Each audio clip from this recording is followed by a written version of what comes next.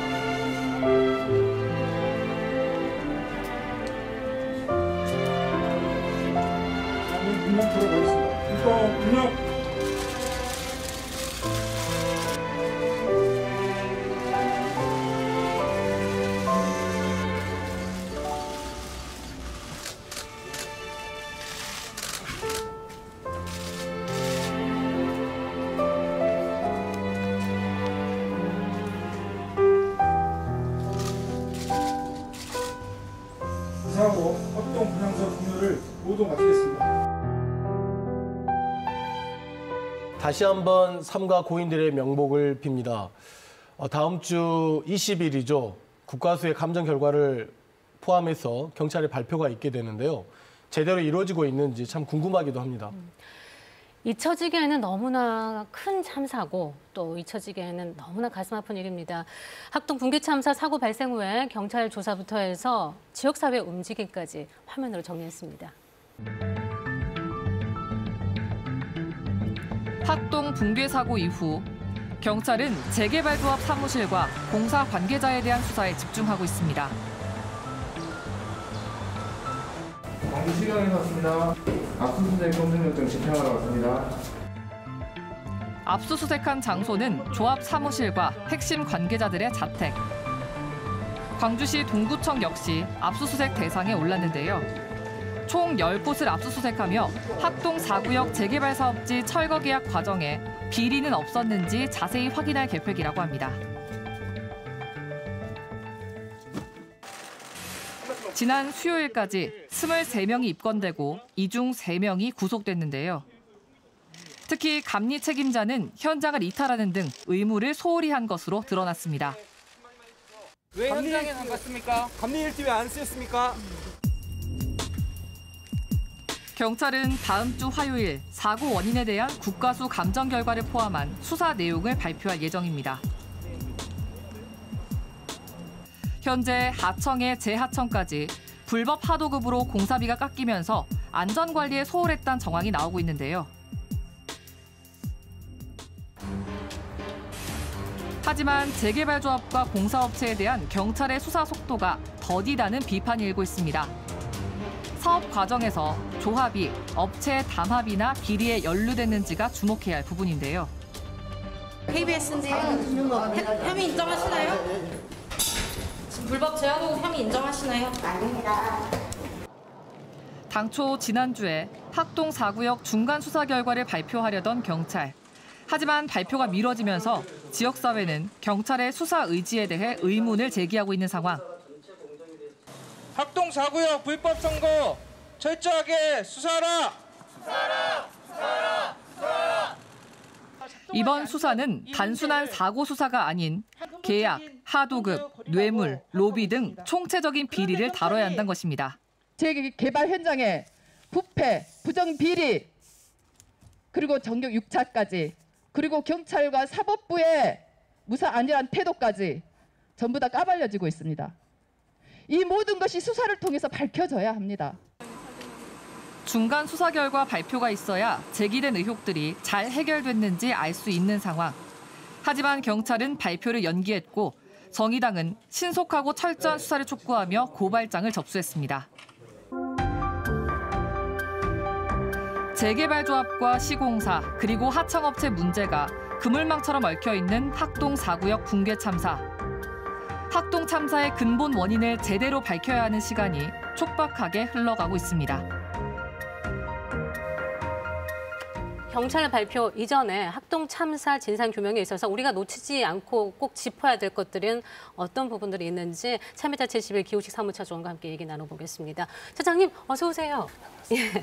자, 경찰 수사 상황 지금 계속 지켜보고 계셨을 텐데 어떠세요?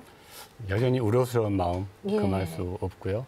저희가 지난주에 저희 참여자 21하고 네. 저희 당이 성명을 발표했던 것도 예.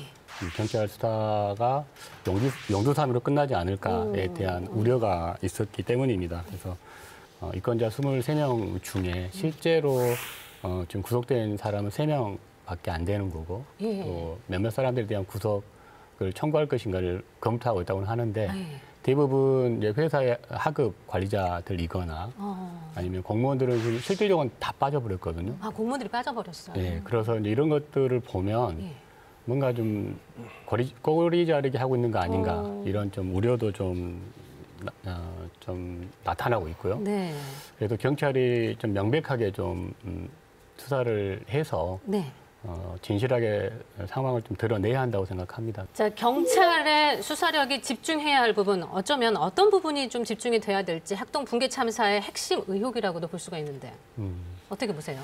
보다 본질적인 원인은 이 불법적인 카르텔 구조이고 재개발 조합의 불법적인 어떤 비리 구조에서부터 비롯된 것이기 때문에 네. 대표적으로 이제 계약 과정에서 다양한 비리나 또 조합 측의 배임 혐의들이 굉장히 좀 의심되고 되는 상황들이 많이 있거든요. 네. 그래서 계약이 적법했는지 또 공사대금 부풀리기는 없었는지 네. 또 조합 이권 개입은 없었는지 이런 것과 관련돼서 정말 깊이 있는 수사가 진행돼야 한다 이렇게 보고 있습니다. 그 최근에 보니까 언론에 보류지라고 나오더라고요. 네, 그렇습니다. 보류지라고 들어봤어요? 보류지는 재개발, 재건축에 있어서 그 조합원 수의 변동이나 소송, 문제가 발생했을 경우를 대비해서 남겨두는 그 아파트 잔여 물량을 말한데요. 그 사업상 예비비라고 생각하시면 됩니다. 네. 이 보류지는 일단 예비로 남겨놓다가 예. 사업이 끝나면 일반 분양으로 전환을 해서 입찰을 하게 되는데요. 네. 결국은 이게 조합의 수익금이 되는 거잖아요. 보류지는 통상적으로 재개발 지구, 재개발 지역의 총 가구의 1% 미만으로 잡는다고 합니다. 네. 그러면 학동 4구역이 2,000세대가 좀 넘으니까 어떻게 돼요, 그럼? 22채 정도가 돼야 되는 거죠. 오. 근데 보니까 이 학동 제4구역의 보류지가 88세대가 잡혔어요. 한 4배 정도가 더 많은 거잖아요. 네, 그렇습니다. 더 정확하게는 94세대라는 말도 있습니다. 그러니까 그렇구나. 88세대로 잡혔다가 예. 다시 6세대가 추가됐을 정도니까 네. 실제로 저희들이 보류지 관련 문건들을 좀 입수해서 검토해 본 결과 네. 그 조합장의 가족들과 관련된 이런 보류지들의 명단이 확인되고 있었고요. 또 그랬어요? 네, 그렇습니다. 그리고 실질적으로 보류지와 관련된 자격이 없다고 판단되는 예. 그 해당 지역의 교회가 6개의 보류지를 획득했던. 한 교회가요? 그렇습니다. 뭔가 이 보류지의 배분 구조를 놓고 상당히 불법이 일어났을 가능성 이런 것이 있지 않는가 이렇게 보고 있고요. 좀 그렇기 때문에 좀 80개가 넘는 이 보류지가 누구에게 어떻게 분배되었는지 예. 경찰이 좀 정말로 철저하게 수사해야 한다고 생각하고 있습니다. 그래야겠네요. 학동 4구역 이 과정에서 보류지가 이렇게 많아진 이유가 뭐 소송을 대비한다 뭐 이런 이유도 좀 있어 보이는데 소송을 대비한다는 게 무슨 뜻입니까, 차장님? 예, 조합원 설립이 이제 인가되었거나 심지어는 뭐 이게 이제 정비구역 지정된 이후에 들어오거나 쪼개기로 들어온 사람들에 대해서는 일반적으로 이 보류지를 인정하지 않는 것이 일반적 추세이기도 하죠. 네. 근데 알려진 바로는 이 쪼개기를 통한 이제 보류지 조합원 자격을 주장했던 사람들이 60건 이상 네. 있었기 때문에 이와 관련된 이제 법적 분쟁들이 있었던 건 사실이고요. 네. 심지어 재개발 조합이 만들어진 후에도 이렇게 쪼개기로 들어와서 보류지를 주장했던 사람들이 있었던 것이죠. 근데 이런 사람들과의 분쟁 때문에 네. 좀 많은 보류지가 필요했다라고 하는데 아이고. 원칙적으로 그들에게는 그걸 주지 않으면 되기 때문에 분쟁이 대상이 될 수 없는 사람들에 대해서 조합이 일부러 분쟁을 만들고 1차, 2차 어떤 판결 과정에서 그들에게 보류지와 관련된 협상을 참. 유도해낸 네. 이런 측면이 있지 않은가라는 의심을 가지고 있는 충분히 겁니다. 그렇게 생각하시겠네요. 말씀하셨지만 지분 쪼개기하고 이 보류주하고 연관이 있다 이렇게 네. 말씀을 하셨는데 구체적으로 좀 설명을 해주시겠어요? 그러니까 뭐 저희들이 파악한 사례 또 이제 이미 언론에서 굉장히 많이 나왔던 네. 사례 중에 원래 이제 2세대를 6세대로 이렇게 쪼개기를 했던 상황도 많이 주택 말씀하시는 거죠? 네네 주택을 그렇습니다. 그래서 이 경우에는 1.1층에 각각 한 세대씩만 조합원을 인정하게 돼 있는 것을 6세대로 이렇게 2017년 이후에 갑자기 사람들이 나타나게 돼 소유주가. 근데 이제 그 소유주가 누군가 봤더니 조합원 일가족들이었거든요. 그러니까요. 그래서 이제 학동 사구역에서는 이들이 사실은 실패를 했어요, 사실. 법원에서는 이제 패소 판결을 내렸기 때문에.